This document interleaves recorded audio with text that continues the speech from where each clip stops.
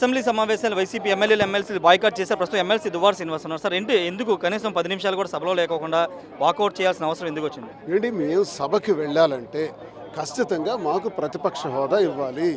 ఇప్పుడున్న కూటములు జనసేన కానీ బీజేపీ కానీ తెలుగుదేశం కానీ అన్ని పార్టీలు కూడా ఒక పక్షంలో ఉన్నాయి. వాళ్ళు కూటమిగా ఏర్పడి ఈరోజు ప్రభుత్వ పాలన చేస్తున్నారు. వాళ్ళని ప్రశ్నించాలంటే మాకు ప్రతిపక్ష హోదా కల్పించాలి. ఇది మేము గవర్నర్ గారు బడ్జెట్ పైన ప్రసంగం జరుగుతుండేటప్పుడు మేము స్పష్టంగా అడిగిన దానిపైన మాకు 24 గంటల్లో సమాధానం చెప్పగలరా? రేపటి వరకు చెబుతారా? మేము ఇప్పుడు 9 నెలలైంది ప్రభుత్వం ఏర్పాటు అయిన దగ్గర నుంచి ఇదే కదా మేము ప్రశ్నిస్తున్నాం. దీనికి ఎందుకు స్పందించరు? హైకోర్టుకు కూడా వెళ్ళాం కదా.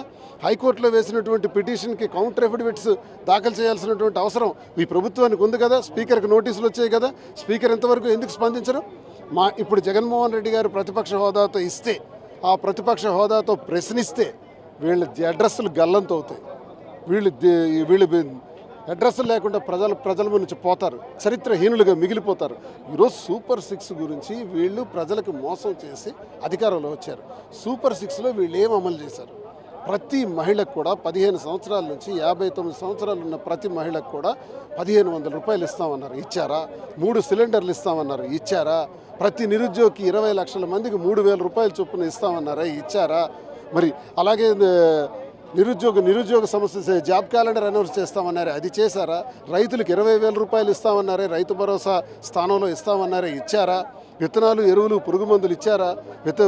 ధాన్యం ప్రొక్యూర్మెంట్ చేయగలిగారా?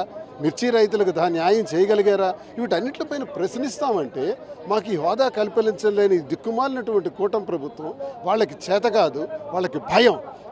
ప్రజల గొంతు వినిపిస్తామంటేనే భయం. ఆ భయంతో అంటే గతంలో 23 మంది ఎమ్మెల్యేలు వచ్చినప్పుడు ముఖ్యమంత్రి హోదాలో ఉన్న జగన్మోహన్ రెడ్డి ఒక 5గురు నేను ఇటు తీసుకుంటే నీకు ప్రతిపక్ష హోదా కూడా దక్కదు అని ఆ రోజు మాట్లాడినాడు జగన్. ఇప్పుడు 11 మంది ఎమ్మెల్యేలు వస్తే ప్రతిపక్ష హోదా ఏ విధంగా అడుగుతున్నాడు అనేది తెలుగుదేశం పార్టీ నేత. ప్రతిపక్ష హోదా ఇచ్చారు జగన్మోహన్ రెడ్డి గారు. ప్రతిపక్ష హోదాతో వాళ్ళు మాట్లాడారు. వాళ్ళకి కావలసినంత సమయాన్ని ఇవ్వడం జరిగింది మా ప్రభుత్వ హయాంలో. వాళ్ళు చాలా విషయాల మీద మాట్లాడటం జరిగింది, సభ నుంచి బయటకు పోవటం కూడా జరిగింది. మేము అడుగుతున్నది ఏంటంటే మాకున్నటువంటి 11 మంది స్థానం, మా స్థానాన్ని, మా గౌరవాన్ని మాకు కల్పించండి. అది మేము కోరుతున్నాం. అంటే ప్రజా సమస్యల మీద మాట్లాడడానికి ప్రతిపక్ష హోదాని అవసరం లేదు, నిజంగా మాట్లాడాలనుకుంటే ఎమ్మెల్యేకి ఇచ్చేస్తాం. అందుకే మేము మీడియా ద్వారా మాట్లాడతాం. హౌస్లో మాకు అవకాశం ఉన్నప్పుడు మీడియా ద్వారానే మాట్లాడతామని నిర్ణయించుకున్నాం. అందుకే మీడియా ముందుకు వచ్చాం. ఈ వాస్తవాలన్నీ మీడియా ముందే, ప్రజల ముందే మాట్లాడతాం. సెషన్ మొత్తం బాయ్కాట్ చేశారు లేకపోతే ఏంటి సార్? మేము కౌన్సిల్ అయితే మాత్రం కంటిన్యూ అవుతాం.